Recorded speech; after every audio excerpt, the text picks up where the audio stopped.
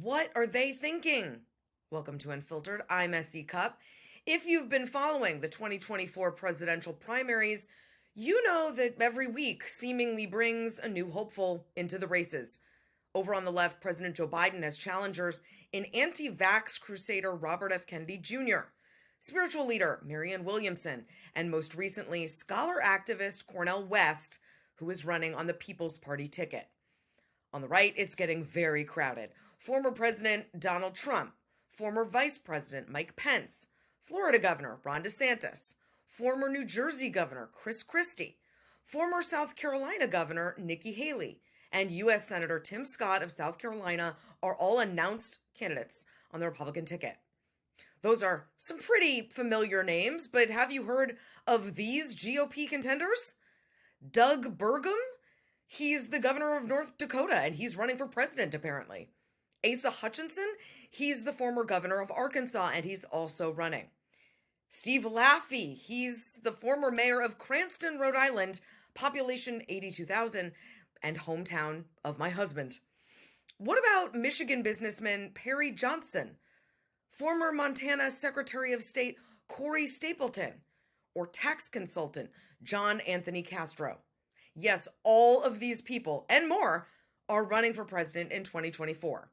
That's over a dozen declared Republican candidates so far, with a few others mulling additional bids.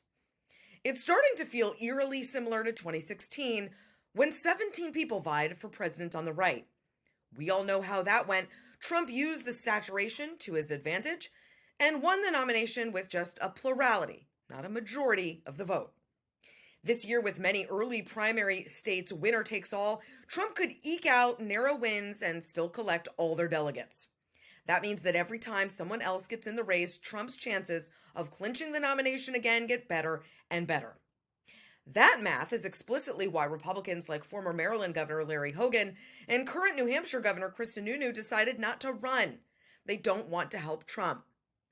Presumably, some of these candidates believe they can beat Trump, who's polling at 53% among Republican registered voters, according to a May CNN poll. DeSantis is polling closest to Trump at 26%. Pence and Haley are behind him at 6%. Scott and Christie are polling at 2%. Hutchinson and Burgum at 1%. Now look, it's a long 18 months until November 2024, and a lot can happen, but you have to wonder, what are some of these folks thinking? Are these campaigns merely vanity projects? Book sales boosters?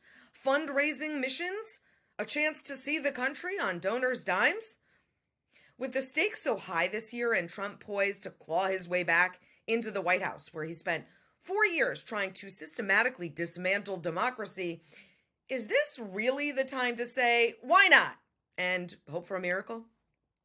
I get it. Everyone thinks they can save the country, but there are practical matters here. Name recognition, money, resources, and most importantly, math.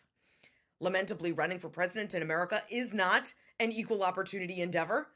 Sure, anyone of age and citizenship can technically run, but very few are ever actually in positions to win. The party's governing bodies ensure that that's the case. So this feels a little self-serving. And isn't that the exact quality we don't want in a president again? That's it for me. See you next week.